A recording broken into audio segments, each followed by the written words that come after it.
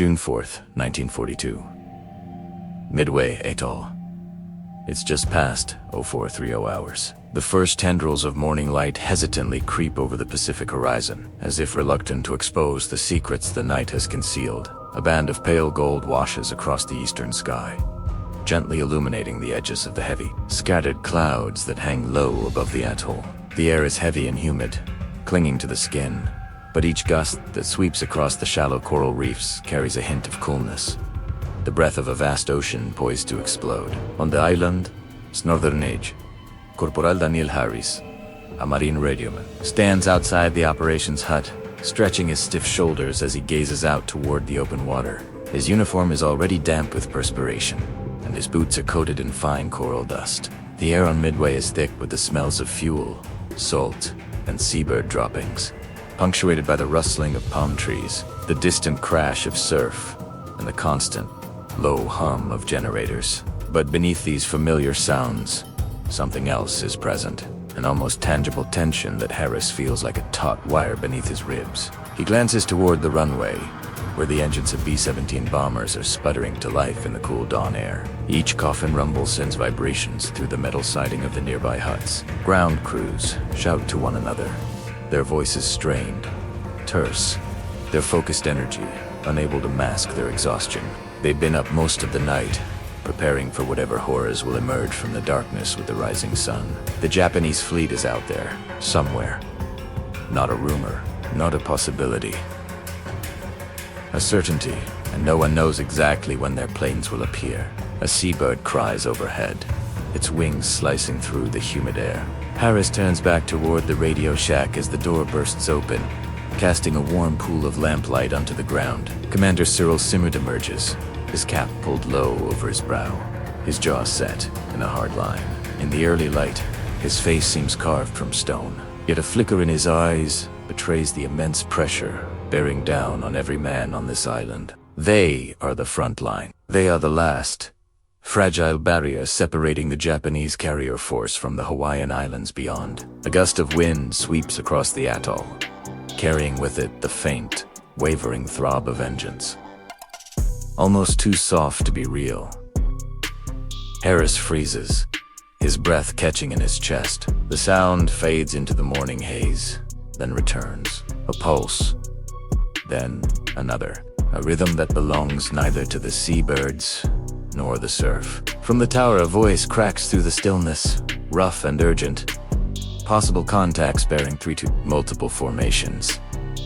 The word spread across the island like a spark igniting dry tinder. Marines sprint toward their sandbagged positions.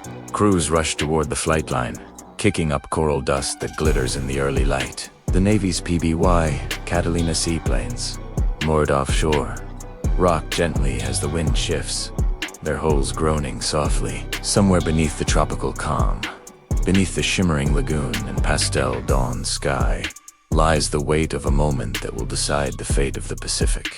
Harris's heart pounds faster. He looks toward the brightening horizon, and for a moment, he imagines he can already see the silhouettes of enemy bombers emerging from the glow. The morning feels too quiet, too fragile, as the sun crests fully above the ocean. The first sharp crackle of anti-aircraft guns echoes from the far end of the atoll. Harris flinches at the sound. The air seems to tear open, trembling with sudden violence. The Battle of Midway has begun.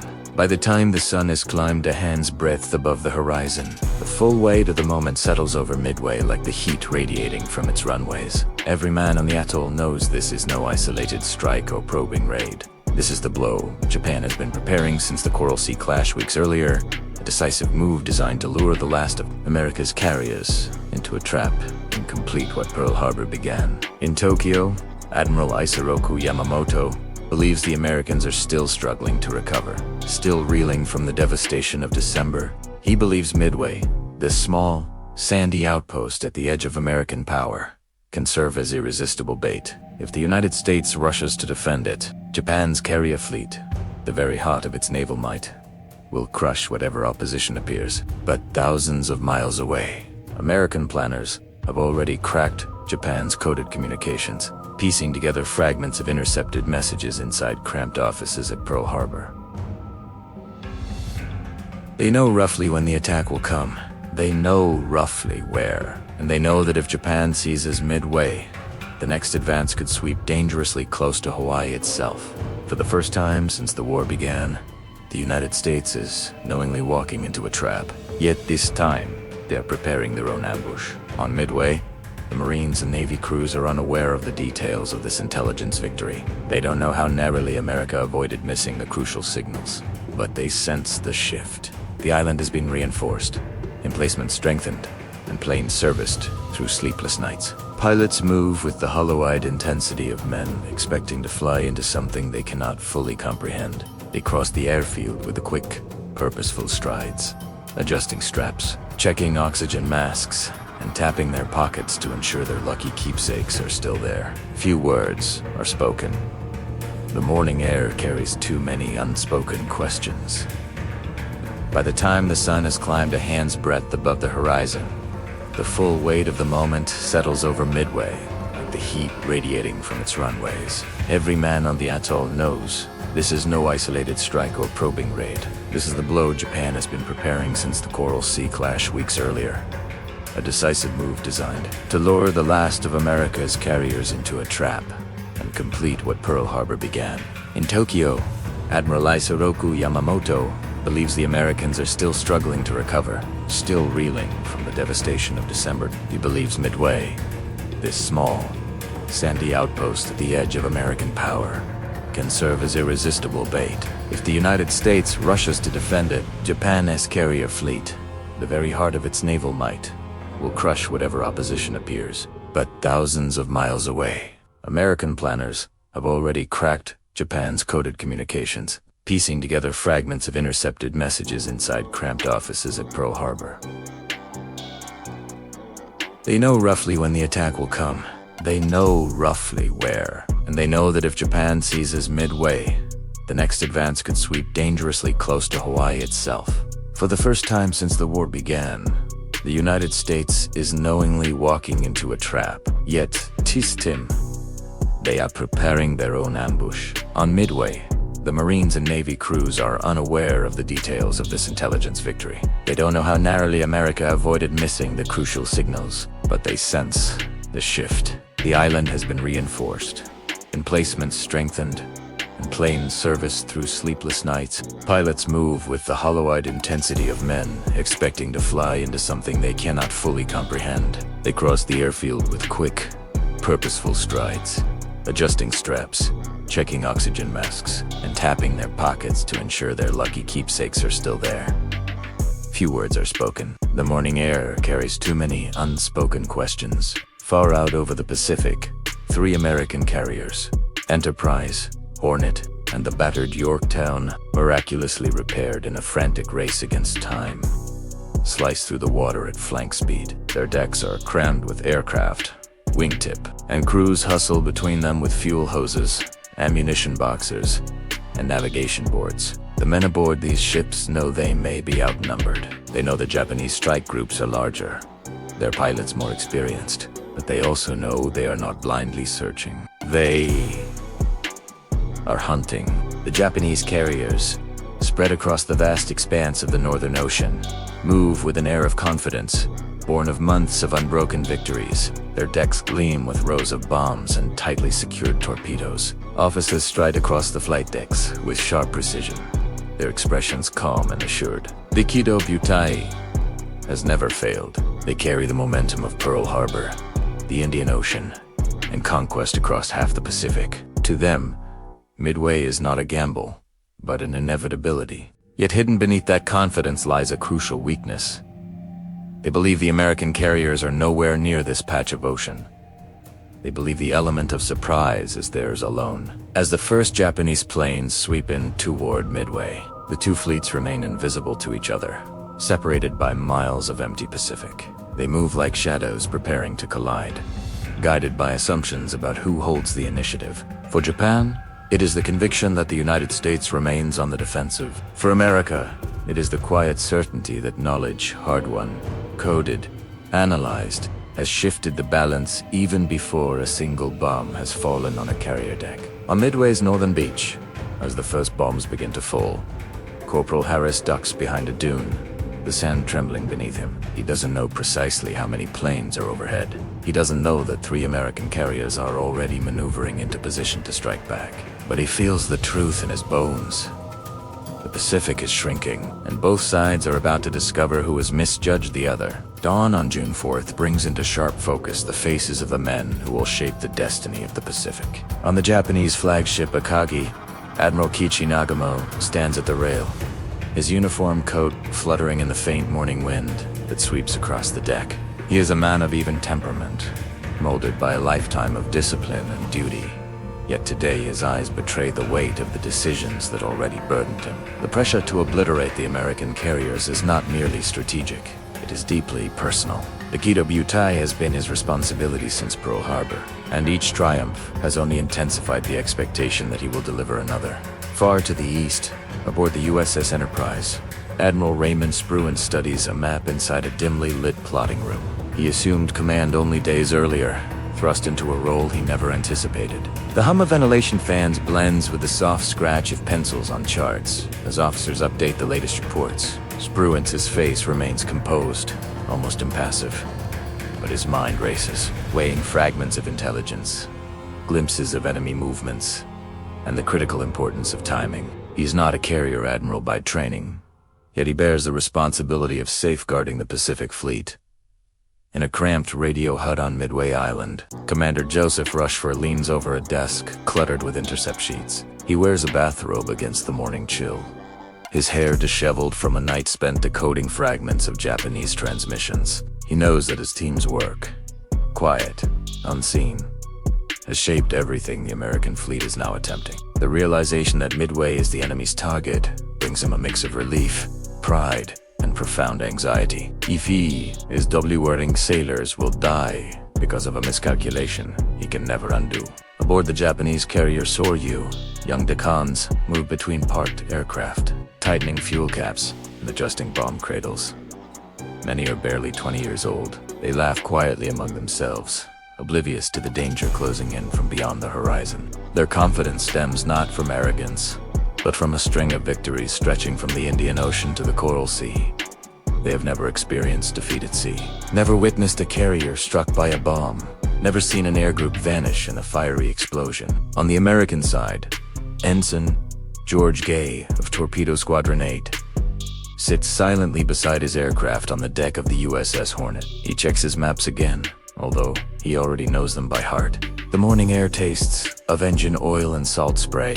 He has no illusions about the dangers that lie ahead. Torpedo Squadron suffered the highest casualty rates in naval aviation, yet he also understands what is at stake.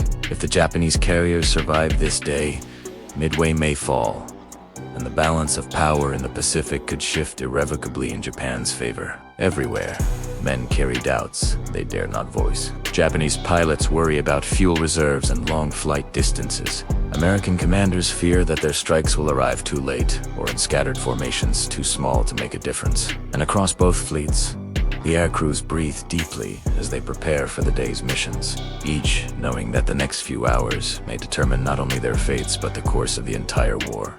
These are the figures who move through the dawn of June 4th, stepping into roles shaped by training, instinct, and fear. None of them knows how quickly events will unfold, or how swiftly the line between hunter and hunted will blur. But the Pacific is already closing in around them, and the battle they are about to enter will expose every weakness, magnify every decision, and demand from them more than any man could have imagined. Morning light sharpens across the Pacific like a blade drawn from its scabbard, turning the cloud edges white as the sun rises through the thin haze. The Battle of Midway begins not with a deafening explosion, but with a subtle flicker on a radar screen.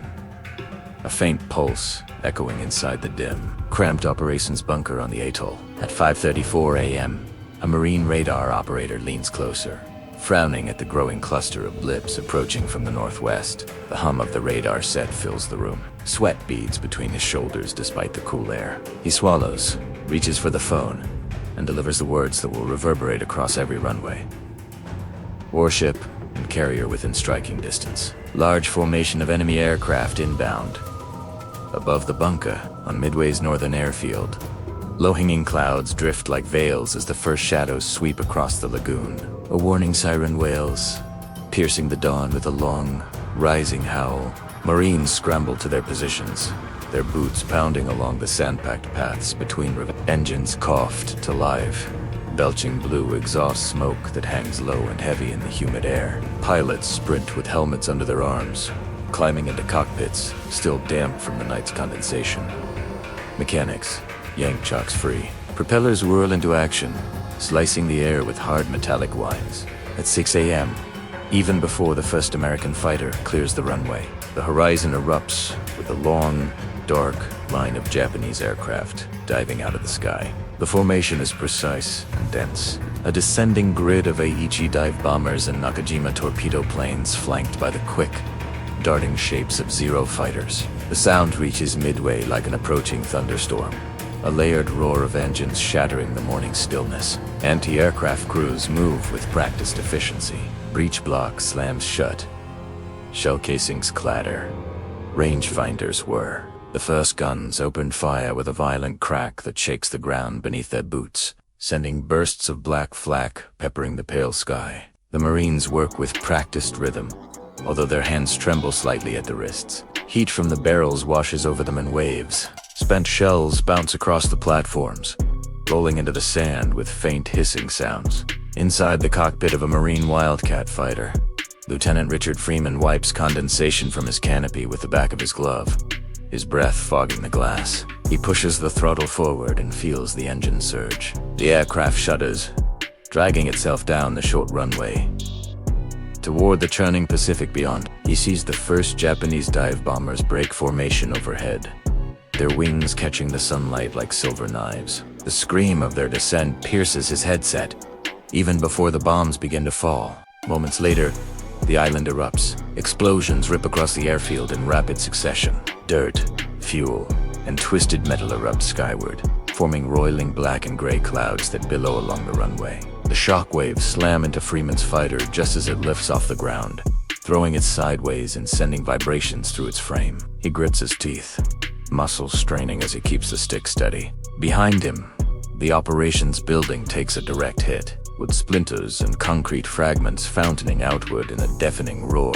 Flames lick at the sandbags stacked around the command post. American gunners fire upward through the smoke, their silhouettes illuminated by each muzzle flash. The air stinks of cordite, hot metal, and the acrid temps of burning oil. On the beach, Marines crouch behind makeshift barriers as strafing runs tear across the sand, kicking up fountains of grit.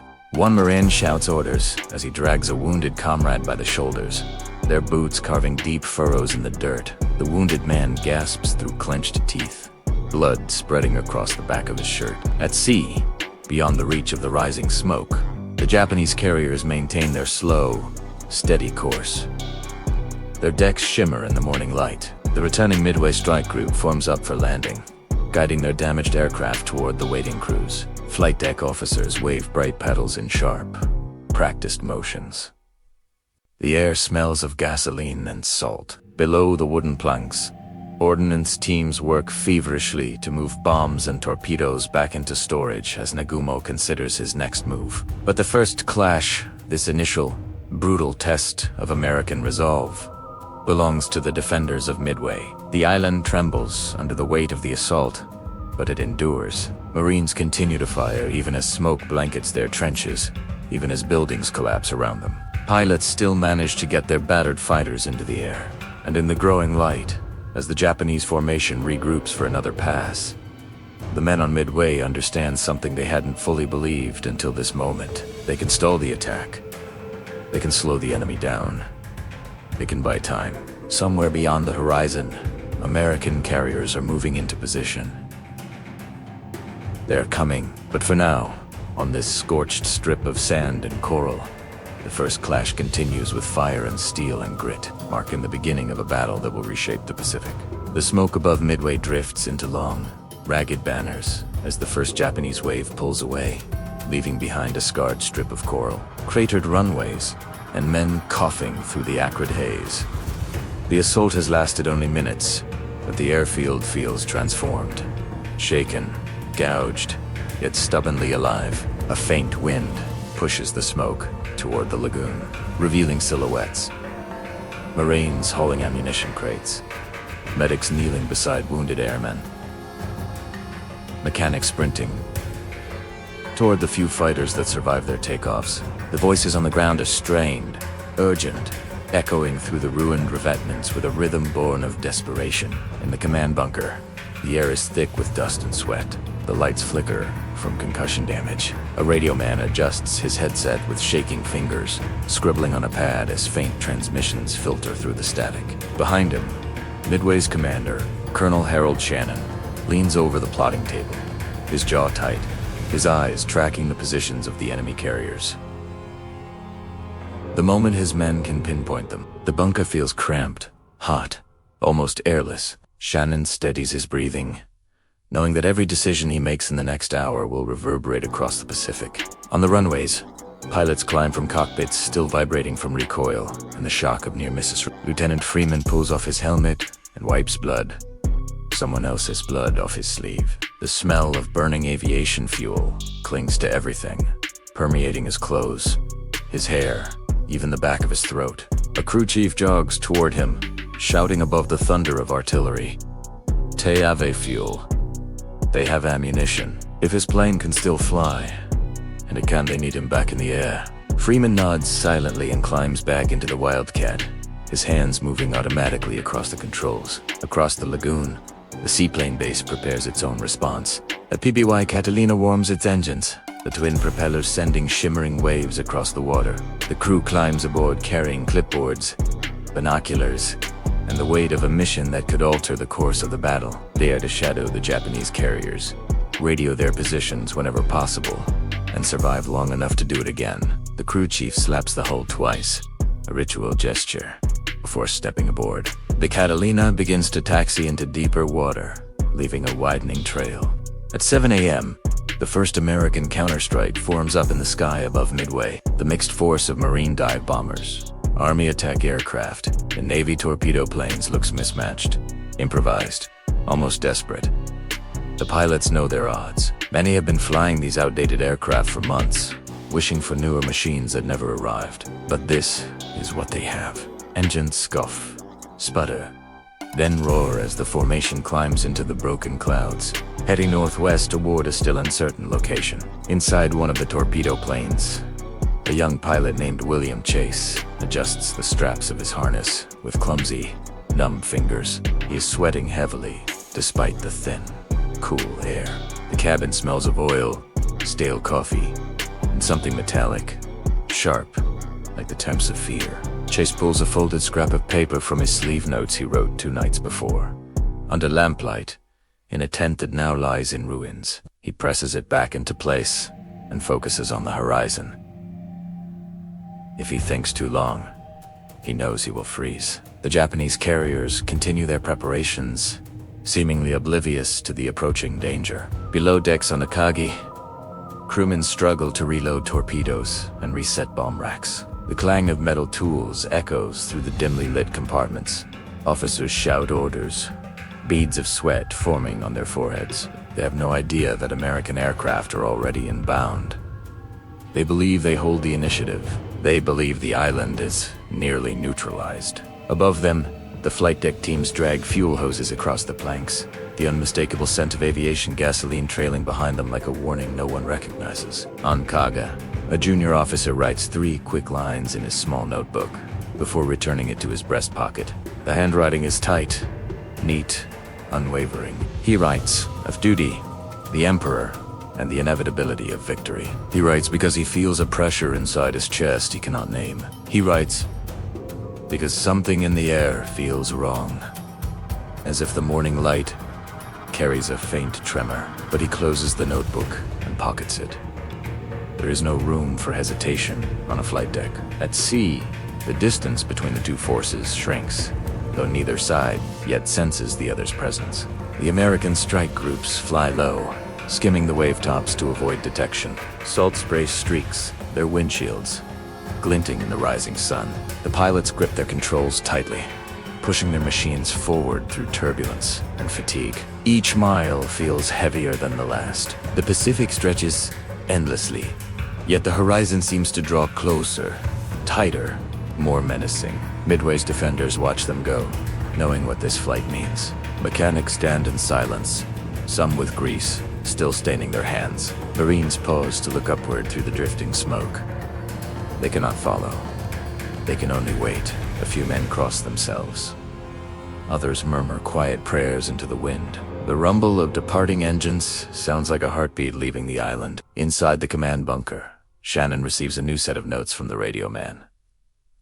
A submarine has reported carrier movement. The PBY has spotted shadows on the sea. The information is sparse, fragmented, incomplete, but it is enough. The escalation is underway. The stakes are sharpening. The battle's shape is beginning to emerge across the vast Pacific canvas, and far to the west, the Japanese fleet continues its preparations with clockwork precision, unaware that the tide is beginning to turn, unaware that the next hours will bring a storm none of them can escape.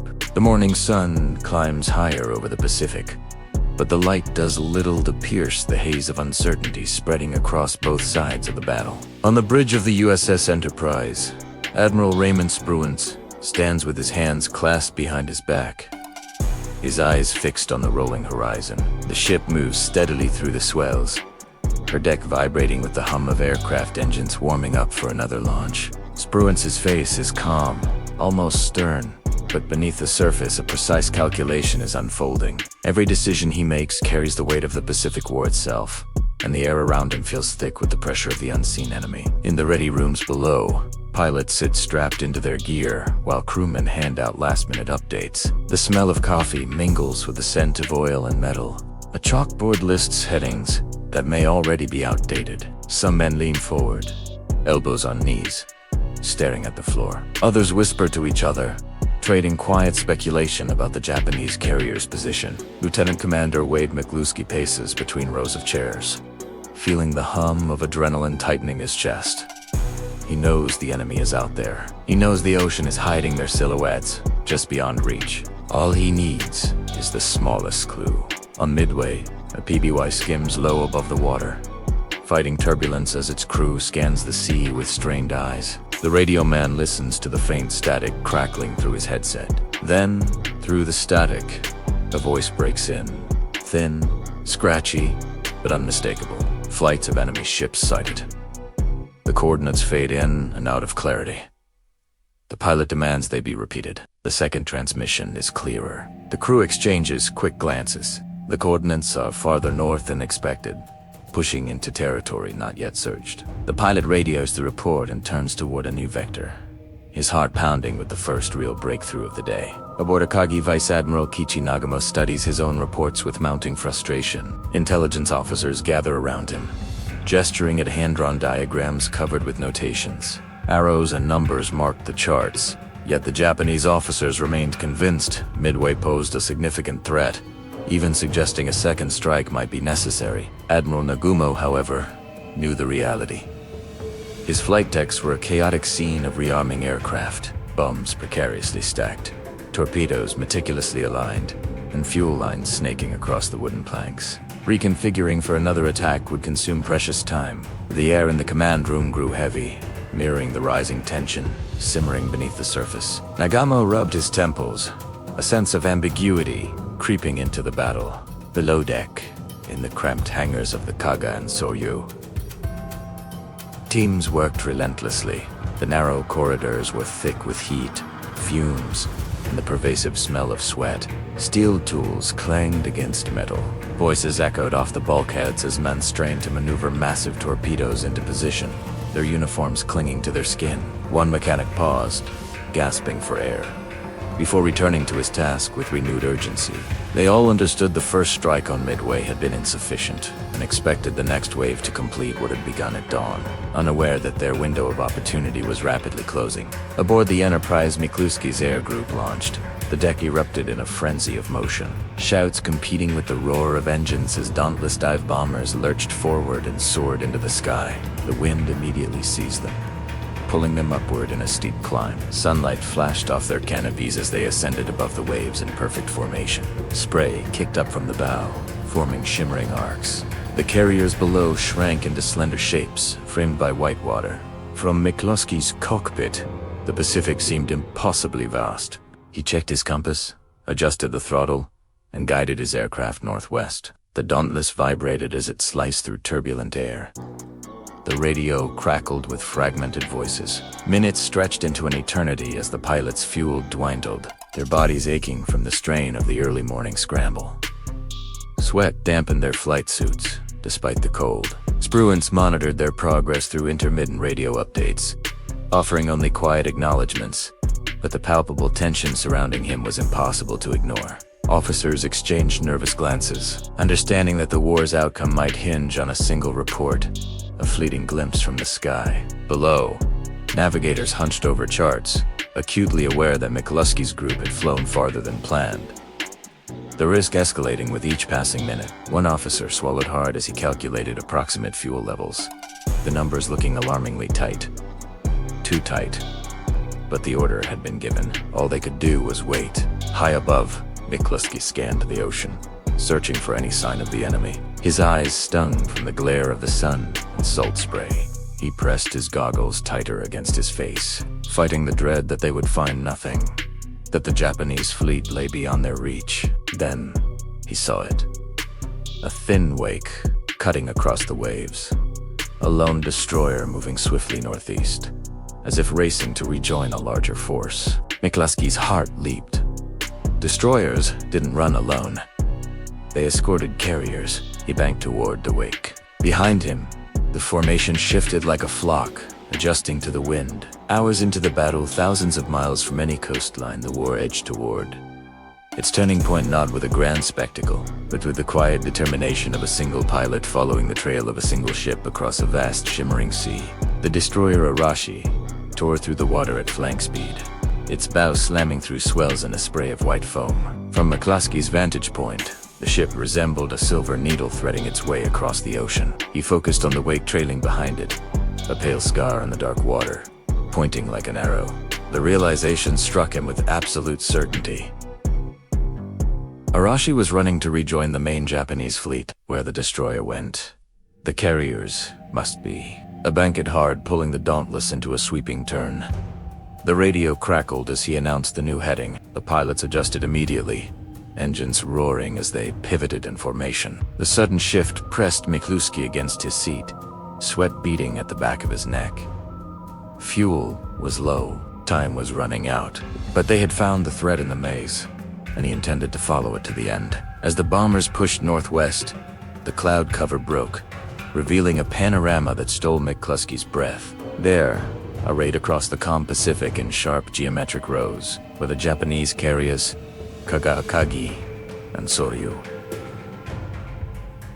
Three giants, each teeming with aircraft being refueled, rearmed, and repositioned for the next strike. Their decks were swarming with men, struggling with torpedoes, hoisting bombs by hand, and securing fuel hoses that snaked across the planking like veins. It was the most vulnerable moment for a carrier, and at that precise second, the sky above was undefended. McClusky exhaled, steadying himself. He lowered the nose of his Dauntless. The dive began. The squadron followed as one. The world tilted. The horizon flipped. The wind screamed across their canopies. The aircraft shuddered as the dive brakes extended. McClusky locked his eyes onto the deck of the Kaga. He could see startled crewmen gazing skyward, their bodies turning in slow, confused motions. He watched the first streaks of anti-aircraft fire rise to meet him, little black sparks bursting far below. Too late. Far too late. Another squadron arrived at that very instant. Dick Best and the bombing 6th group from the USS Enterprise, descending toward Akagi. Their entrance seemed almost surreal. No formation signal. No coordinated timing, just fate. The entire American strike force had converged simultaneously, guided by instinct, luck, and a destroyer's wake. McClusky lined up his target, feeling the plane tremble as it plummeted. The carrier deck swelled in his vision, growing larger with terrifying speed. He could see aircraft packed wingtip to wingtip, torpedoes on dollies, fuel hoses rippling in the wind. He squeezed, The bomb release. The Dauntless lurched upward as the weight dropped away. Below, the first bomb struck the Kaga. The explosion erupted in a blinding flash of white and orange, followed by a rising column of oily black smoke. The deck disintegrated.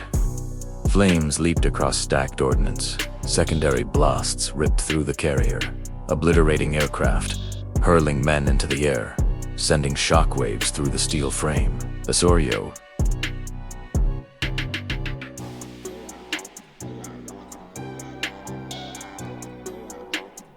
took hits. Moments later, her forward hangar deck burst open as 3 bombs tore through her, igniting the bombs and fuel within. Fire poured through the openings like molten glass.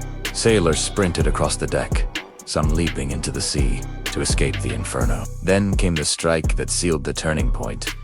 Dick Best's bomb slammed into the Akagi with perfect precision.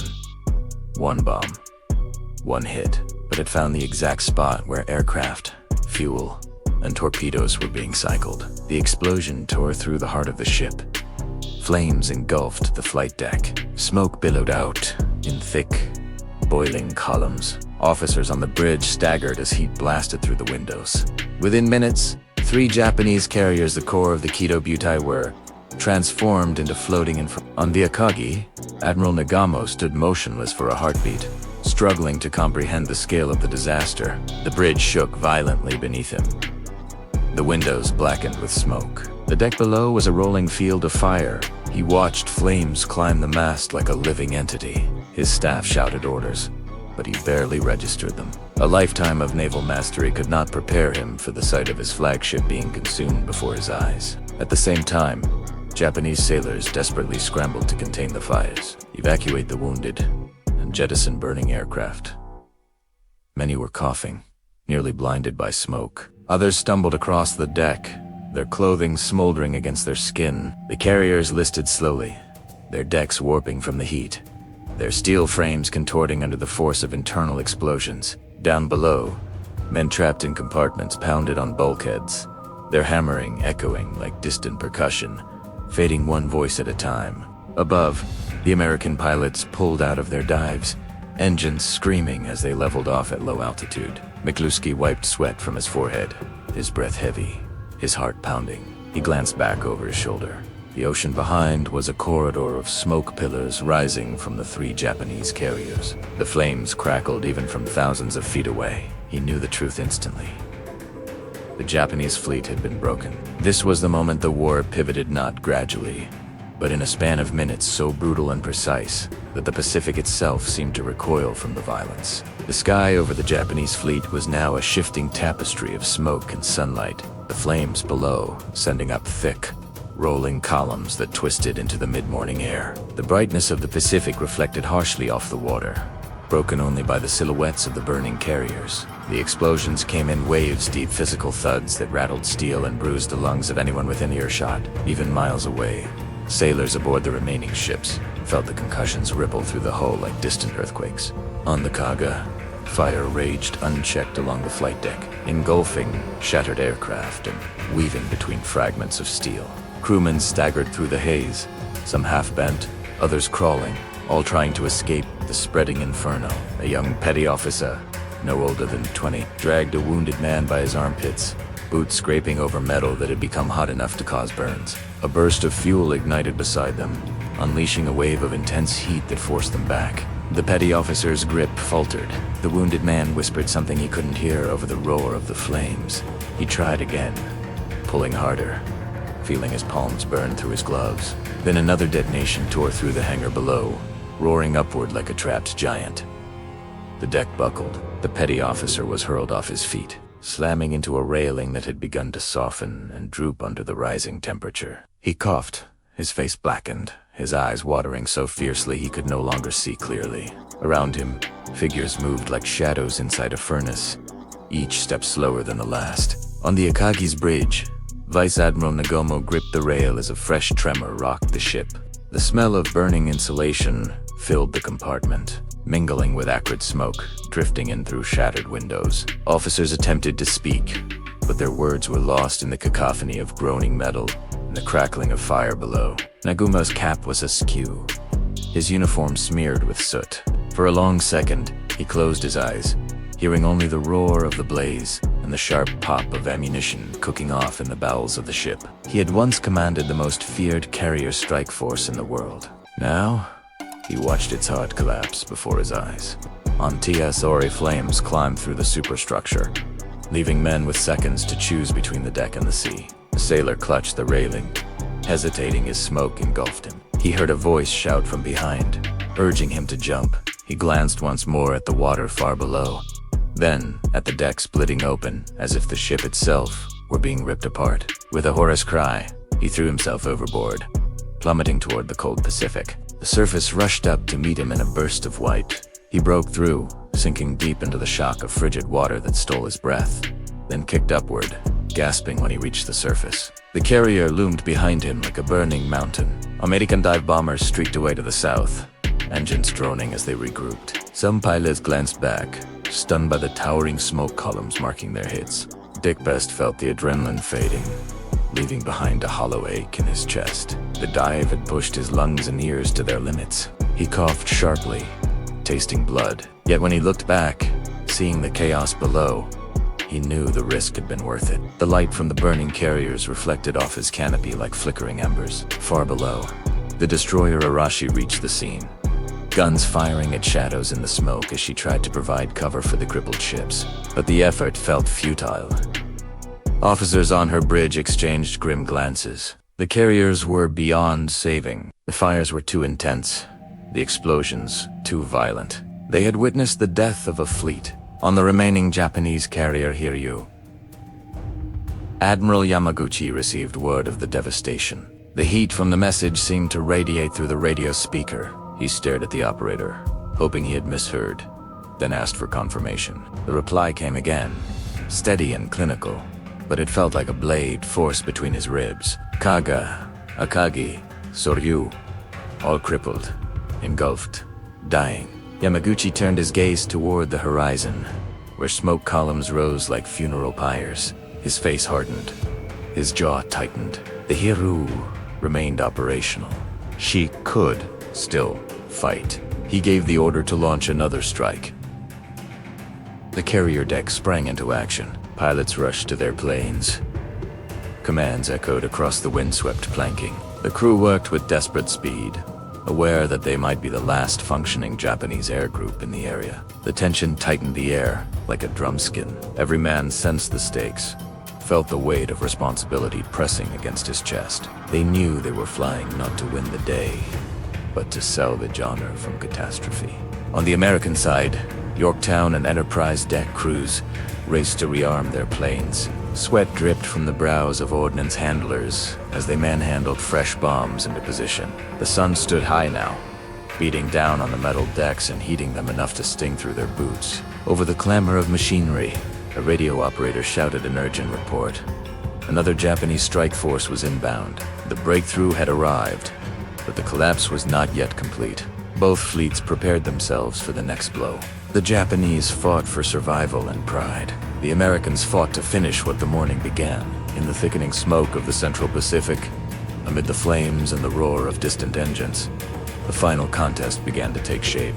The sun hung low over the Pacific now, its light dimmed by the haze that stretched across miles of open water. Smoke rode the wind in long, tattered veils, drifting from the ruined carriers whose fires still burned with sluggish persistence. The sea itself seemed exhausted. The waves rose and fell with a slow, uneven rhythm, as though the ocean were trying to catch its breath after the violence of the morning. The water's surface was littered with patches of oil, drifting debris, and clusters of men clinging to whatever floated. A Japanese sailor from the Sōryū kicked weakly toward a shattered plank, fingers trembling as he reached for it. His uniform jacket was gone, torn away during the explosion below. His skin glistened with oil that coated him from the shoulders down. He coughed, spitting black water as a loose fragment of steel drifted past. He looked over his shoulder and saw the carrier, what remained of it, listing, twisted, unrecognizable.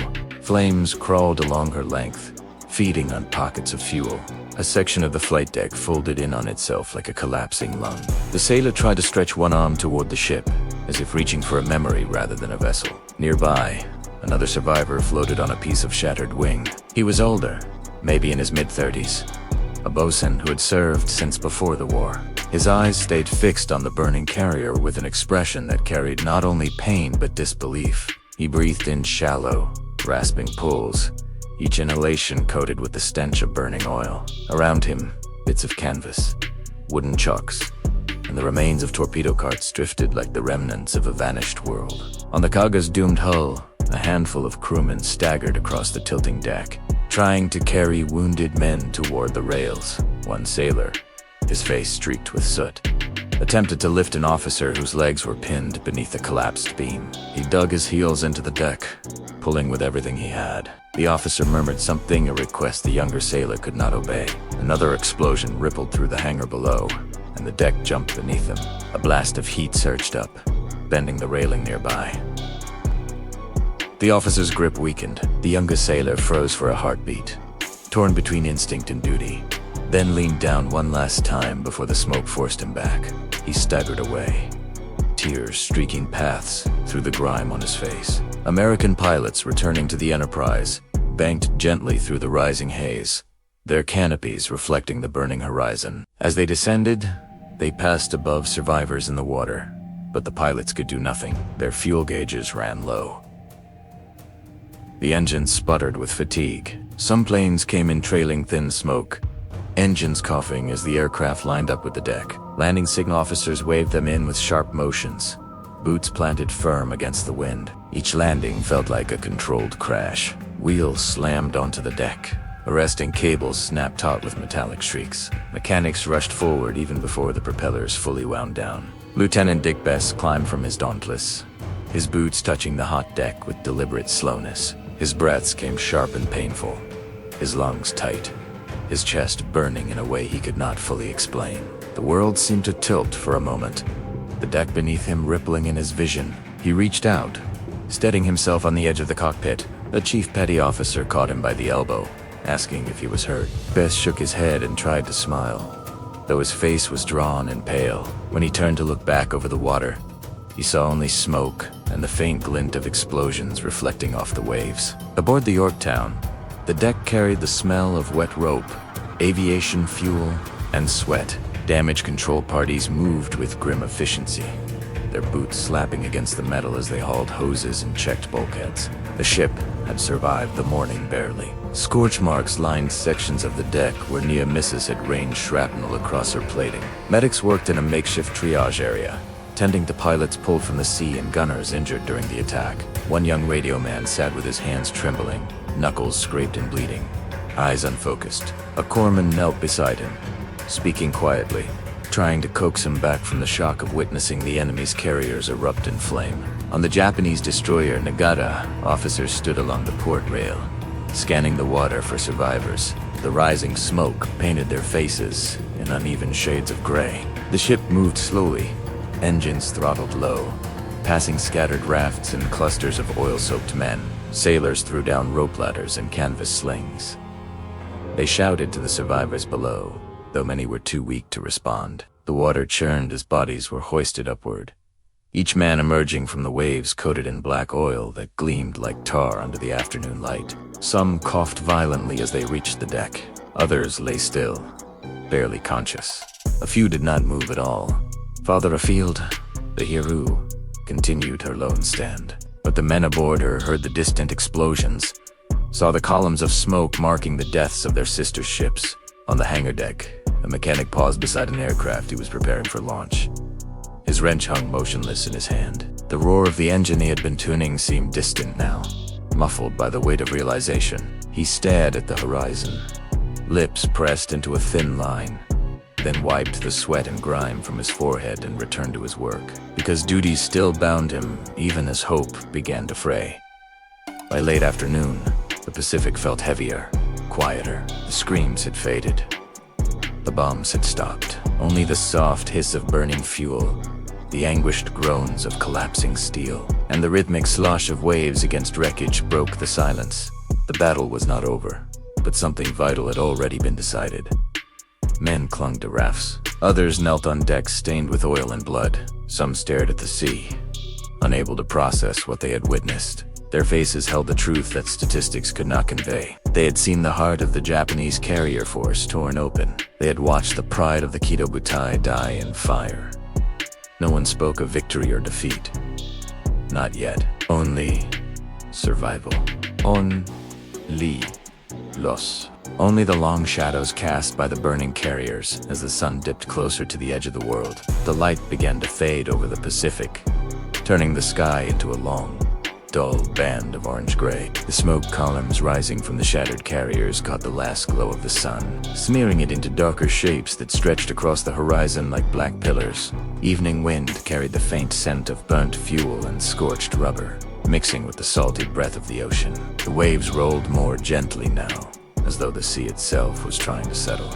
But the men on both sides found no peace in the quiet. They moved slowly, spoke softly, breathed with difficulty. Something weighty lingered in the air, a truth that had begun to seep into their bones. On the USS Enterprise, the flight deck glistened with streaks of oil and water. Crewmen worked with subdued urgency, clearing debris, rearming what aircraft remained, and dragging hoses across the deck.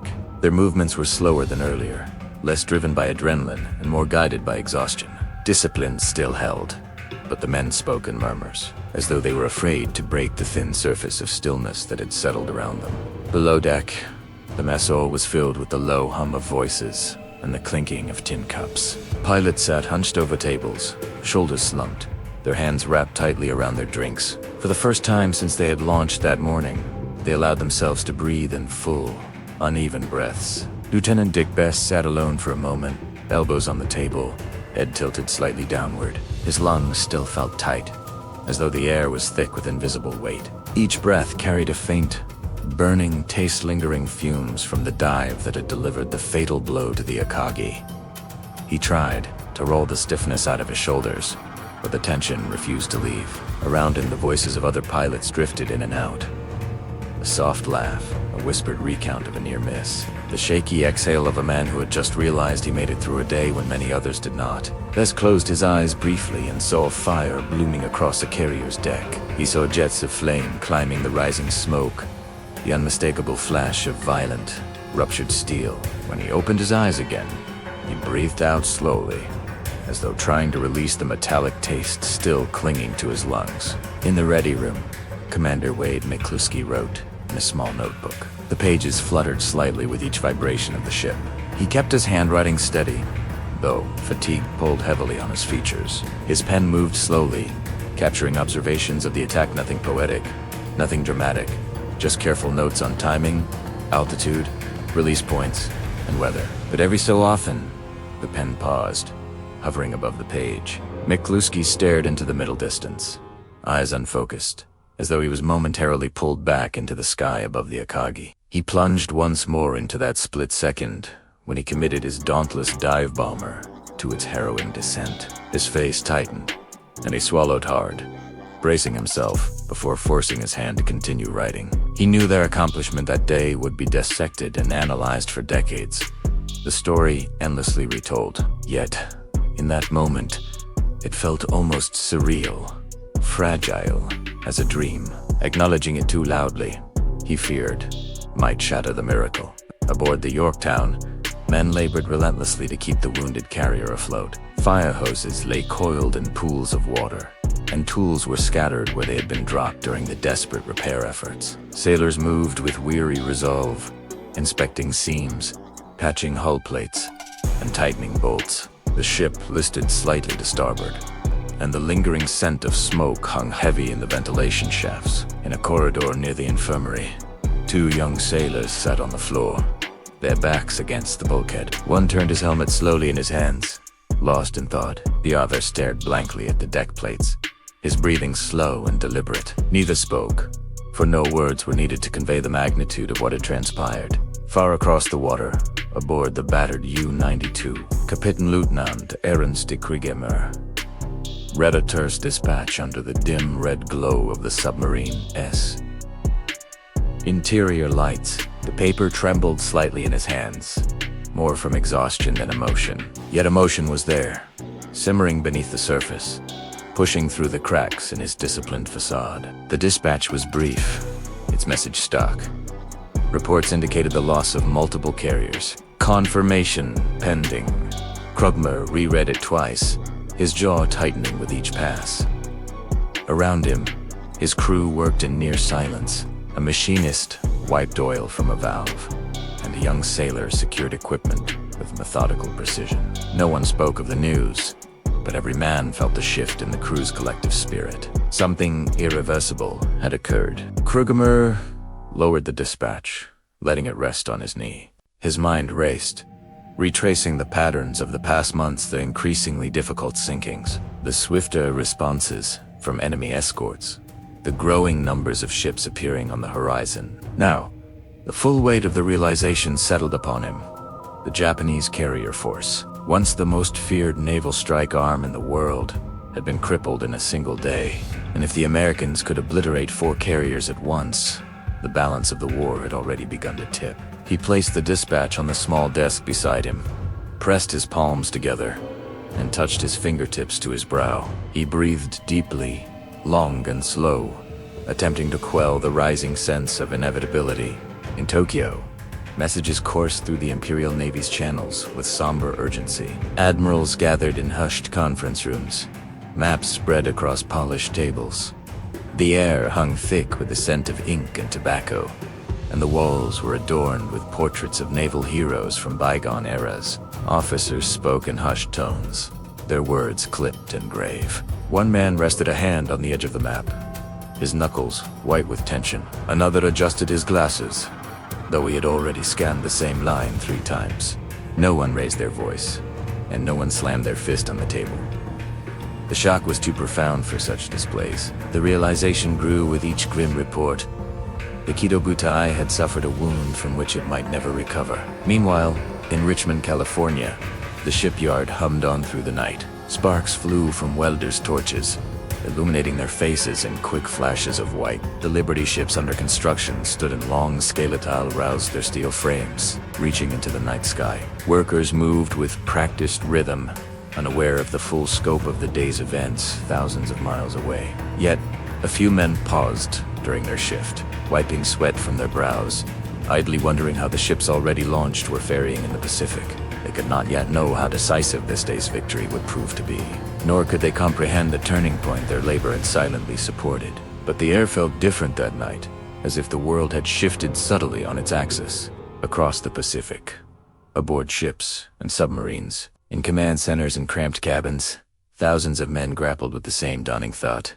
The war was far from over. The hardest days still lay ahead, but something fundamental had shifted in the balance of power. The seemingly invincible carrier force of Japan had been shown to bleed, to burn, to fall. Night closed in completely now, scattering the last embers of orange light across the waves. The sea settled into a low whisper, as if absorbing the day's violence into its unfathomable depths. Men lay awake in their bunks, replaying the sounds, the sights, and the searing heat of the explosions. Some dreamed of fire, motives of home, while still others stared into the darkness, understanding in ways they could not yet articulate that the war they had known yesterday no longer existed. A new reality had begun, a quiet, heavy realization settling across the Pacific like a shroud. The camera pulled back across the vast expanse of the Pacific, rising above the darkening waves that had carried the smoke of burning carriers into the sky on that fateful June day. The horizon stretched wide and empty, the battle long past, the sea once again silent and inscrutable. Yet, for historians, that silence resonated with echoes. The Battle of Midway stands as one of those rare moments in modern warfare when the course of a global conflict shifted not incrementally, but in a single, earth-shattering stroke.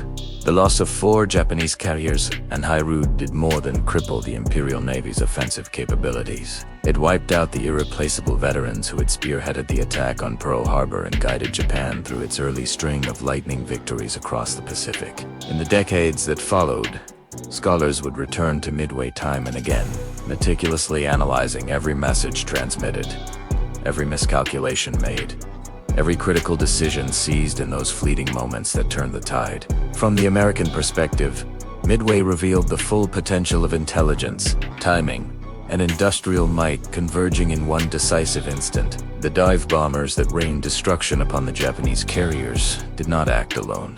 They were the sharp point of a complex and evolving system that encompassed codebreakers working in cramped Hawaiian offices, shipyards along the Pacific coast churning out Liberty ships and warships at unprecedented rates, and naval commanders willing to gamble on the edge of possibility. Midway demonstrated that American naval aviation, still in its relative infancy compared to its Japanese counterpart, could strike with a precision and ferocity that rivaled any force on Earth. More significantly, it proved that the United States could absorb such blows, learn from its mistakes, and emerge stronger with each engagement. Historians often depict Midway as the moment when America's industrial engine began to overwhelm Japan's early war momentum, marking it as the turning point where the Pacific War shifted from Japanese initiative to American ascendancy. For Japan, however, historical analysis reveals a more intricate and somber narrative. The Kito Butai had been the pride of the Imperial Navy, the most formidable concentration of carrier strength the world had ever witnessed.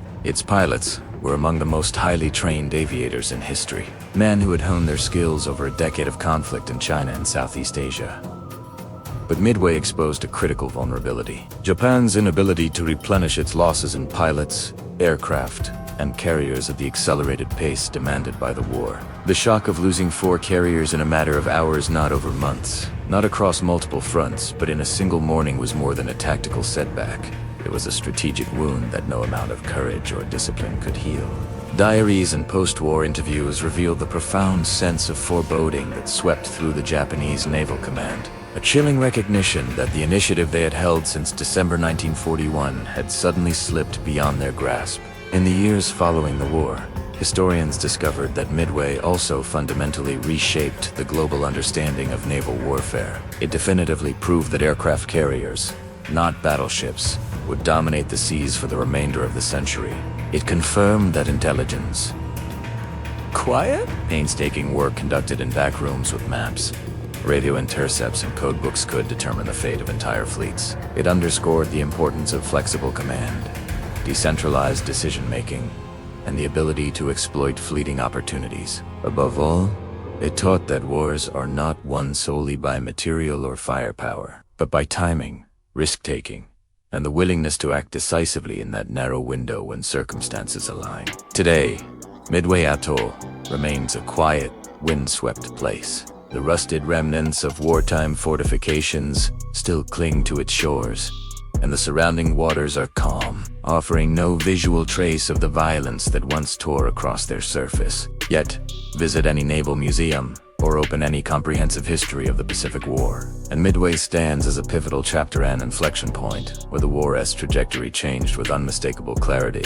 Veterans who survived that day speak of it not as an easy victory or a miracle from above, but as a grueling contest of endurance, courage, and chance. They remember the acrid smell of burning aviation fuel, the thrum of engines pushed beyond their limits, the urgency in the radio calls, and the indelible moment still vivid decades later when the sky above the Japanese fleet erupted in flames. In the end, the Battle of Midway endures as more than a clash of carriers. It is a testament to the fragility of power and the inherent unpredictability of war. It illustrates how quickly an empire built on victories can begin to crumble, and how swiftly a nation pushed to the brink can seize a sudden, decisive advantage. The 4 carriers lost in those 5 minutes did not merely sink beneath the Pacific waves. They carried with them Japan's last genuine hope for controlling the vast expanse of the ocean. From that point forward, the Pacific War moved inexorably toward a new equilibrium, one shaped by American reinforcements, growing naval supremacy, and the relentless tightening of the noose around Japan's perimeter. Midway was not the end, but it was the moment when the ending began to take shape. A moment when the tide, once seemingly unstoppable, turned sharply and permanently. And though the men who fought there could not fully comprehend its significance on that June morning in 1942, history would remember it as one of the most consequential naval battles ever fought, a brief burning flash in which the future of the Pacific was irrevocably